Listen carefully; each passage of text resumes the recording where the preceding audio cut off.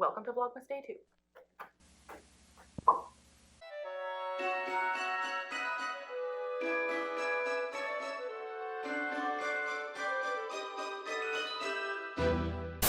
Today I am going to react to my most viewed video, which at this point has 157,000,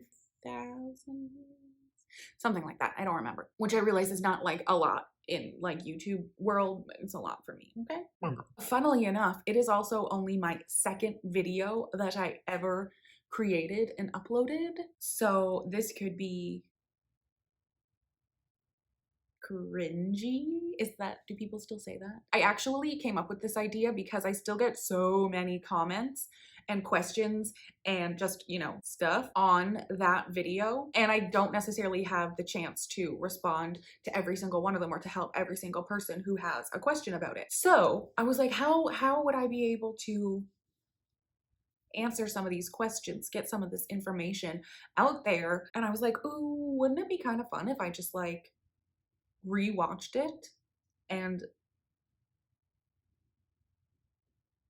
maybe some of the information I didn't explain properly, or yeah, I don't know. I thought it'd be fun. Tell me it's fun. That's what we're doing today. I did mention this is my second only video that I ever made, but I did like batch film like 3 videos all at once. So like my first, second, and I want to say like third video I all filmed at once. So this is still kind of just like my first time filming, second time editing, second video. Yeah.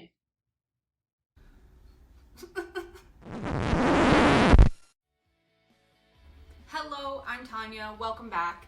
In today's video, I decided I would do interesting. This has nothing to do with nails at all, but I just think it's interesting that I went from the smallest intro to a ridiculous intro back to, or really to no intro at all. I'm just like, video, let's go. Also, I'm gonna say my lighting has improved dramatically. Although the background's cute, not mad at that. I filmed at night in front of a dark window with my desk lamp shining on me and another lamp. I don't remember what lamp, but this was not real lighting at all. It was just like desk lamps. So, not bad. A quick tutorial, if you will. I didn't even spell my Instagram handle right. Nold. Get nold. A quick tutorial, if you will, on how I like to remove my gel polish. I know most people and generally most instructions tell you to soak it off, wrap it with the acetone and aluminum foil or those little clippy thingies that you can put on. I personally think that my editing has gotten a little bit better. The jump cuts aren't as terrible. I mean, they still happen all the time, but they're not as terrible. I've also don't say as much, or I'm at least able to cut it out when I'm editing. So there's less ums. Other than that, everything seems correct. I know that's pretty normal, and I have done that in the past. It definitely works. There's no question about it. However, I like to change my nail polish a lot, and I also like to wear gel polish because I'm so hard on my polish. I don't change my nails as often as I used to anymore. I just don't have time, energy. I just don't. And I got rid of all my regular nail polish, and I only have gel products. So there is that removal process that I just don't want to deal with sometimes, which is why I still have Halloween nails and naked nails. What a difference. 2 years? 3 years? I don't remember. Nails. I felt like soaking my hands in that much acetone that often was really drying out my cuticles, really making my nails brittle. And I found that they were peeling more. They were actually splitting up the sides as they were growing. And I thought, this just isn't working. What's the easiest way I can get this gel polish off? Then I also started practicing it. Is anyone else also annoyed by the fact that I'm not like centered in the frame? I mean, I still have a problem with that, but this is sort of annoying. I look so young and innocent. On my clients, again, soaking the gel polish off is very time consuming. Getting all the lint-free wipes, getting all the bits of tin foil. You still have to soak the pad, put it on the nail, wrap the nail up. I know you can get quite quick at it, but you still have to soak it for a good 20 minutes. And even then, it might not all be off. So I did some research, came across different people saying that yes, it's totally safe to file off your gel polish as long as you're using a base coat. Don't do this if you're not using a base coat. And that sounds weird to say, but there are some gel polish systems where you don't need a base coat. China Glaze, for example. I say base coat a lot coming up. Still agree, I would not be filing off your color if you don't have some sort of protective layer underneath it. And I still agree with all the statements I mentioned before about how I don't like what acetone does to my nails. It's drying. I don't like it. It makes my fingers feel cold. I don't like it, and it makes my nails curl, and it makes them hurt, and I just don't like it, okay? One of the arguments that a lot of people have made, though, in regards to this video, I mentioned how you are wrapping that, you know, cotton balls, tin foil, or the clippies, you know, I mentioned that. And one of the arguments that a lot of people bring up is that you don't need to use those. You could just pour a bowl of acetone and dip your fingers in it, or, you know, do that whole bag trick thing to keep the heat in. Why I don't like doing that, I find it wasteful because you need so much more acetone to fully submerge your fingies. And honestly, I still have all the same problems that I do with the acetone. It's drying, makes my fingers feel cold, and it makes my nails hurt. So while that technically would speed up the process, not having to wrap each one, you're still soaking and still getting all of the negative effects from the acetone. So that would be my response to that. However, yeah, please feel free if you don't want to use all the other bits, just plop it in. I guess both ways of soaking off is wasteful to me, and that compounded with the fact that I don't like it the way it makes me feel. Let's continue.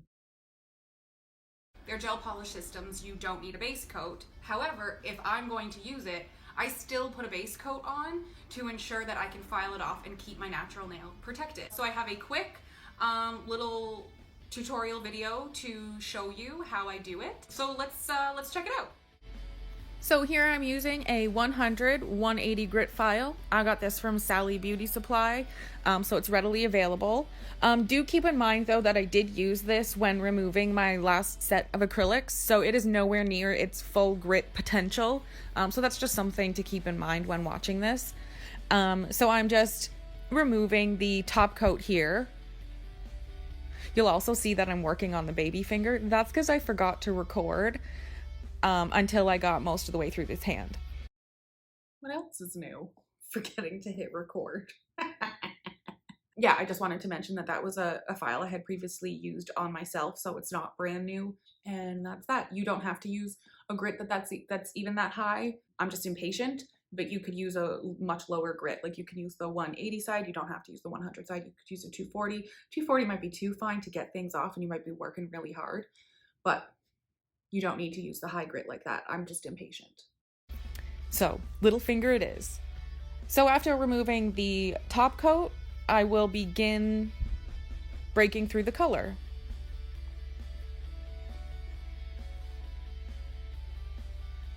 I'm using very little pressure when doing this. I'm not pressing very hard on my nail.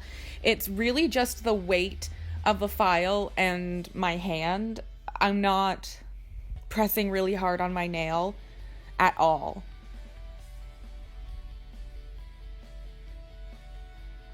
And once I start to see my natural nail come through, I stop in that area and move on to another one. So you'll see I'm constantly moving around, constantly changing positions, constantly stopping, dusting it off, seeing where I need to move next. You're not staying in one position at all, constantly moving around the nail. And once you start to see that peek through, you don't need to. I've had a couple comments of people saying that they've tried this and it's left like marks on their nails, or they felt like this was just too damaging for their nails. valid. Don't do it if you don't want to. Nobody's forcing you to. In the regards to having scratches on your nails, that could potentially be because you are staying in one spot too long and therefore filing into your natural nail. Or when you are moving about the nail, you're not being as cautious as to where the color is versus where the color isn't. So you really do want to angle your file so that you're not hitting natural nail, you're just hitting color. And something to help potential file marks on or grooves, scuffs, people have called them, on your natural nail, is don't press hard. Once you get to a point where natural nail starts poking through, change to a lighter grit, reduce pressure on the nail. Those are all options for you. File in that area at all anymore. Now this is why it's important that you have a base coat. Just shaking out a cramp there. This is why it's important to have a base coat to protect your natural nail there.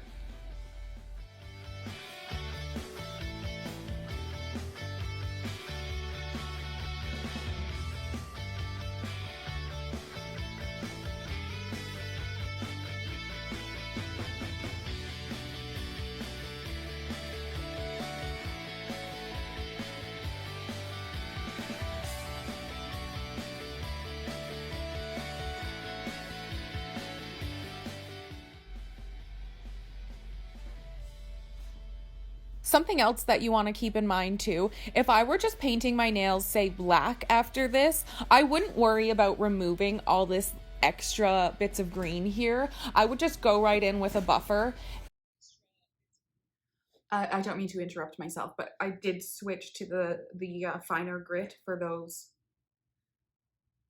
little teeny bits that are going to be harder to remove. And make it nice and smooth, just polish over top. But because I'm actually going over with a light color after this, the green will absolutely show through, and I don't want that at all. So I'm making sure to remove as much of the pigment as possible. And speaking of, this white block is exactly what I would use if I were just buffing over any remaining color. Here you can see I'm just giving a light buff over my natural nails. And this will remove any base coat that might be lifting, and it will help blend in any remaining base coat into my natural nail.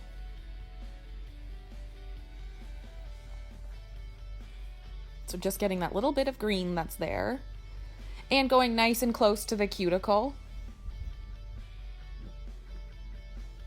Just speed it up a little bit, because why does it need to be regular speed? You can see what's happening.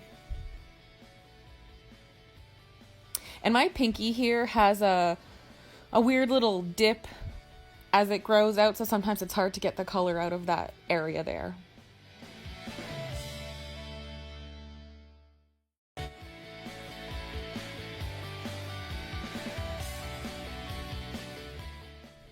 You can see there are little bits of base coat that are left on my nail, but because I'm polishing my nails again, I'm not worried about it. They're not lifting, so I don't care. And just cleaning it off with some gel residue cleaner.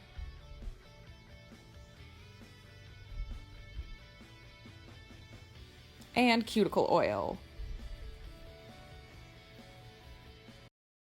So you can see, in regards to leaving marks on your natural nail, you can see before I put cuticle oil on, there were marks on my natural nail. Yes, granted, some of that is base coat from previous, but there's still some marks on my natural nail. Obviously, because I used the white block over my entire natural nail, which is incredibly fine and safe to do. Because of that, any file marks that might have been left on my nail from the more coarse grit, I can essentially just sort of buff away with the white block, and it's perfectly fine. That's absolutely safe to use on your nails, and yes, it will leave some marks on your nail, but you want those marks on your nails if you're going to be adding any sort of product, especially gel, over top, because it's gonna help adhere those products to your nail. If you are removing this product and you don't want anything on your nail and you don't want to see those marks, might I suggest to you cuticle oiling, like I did already, and then taking that same white block, buffing in the cuticle oil, and getting an actual buffing block, an actual smoothing block, you can get them at Sally's. And you're gonna wanna work your way through those. So we're gonna it starts with like essentially the white block, and then the grit gets finer and finer and finer to where it's no grit at all. And you're actually polishing and smoothing your nail. That's how you're gonna get rid of those lines. Obviously, every time you do this, you are going to be touching your natural nail with buffers. So you are going to be removing part of your natural nail, the very top of it. So doing that every day is not going to be good for your nails.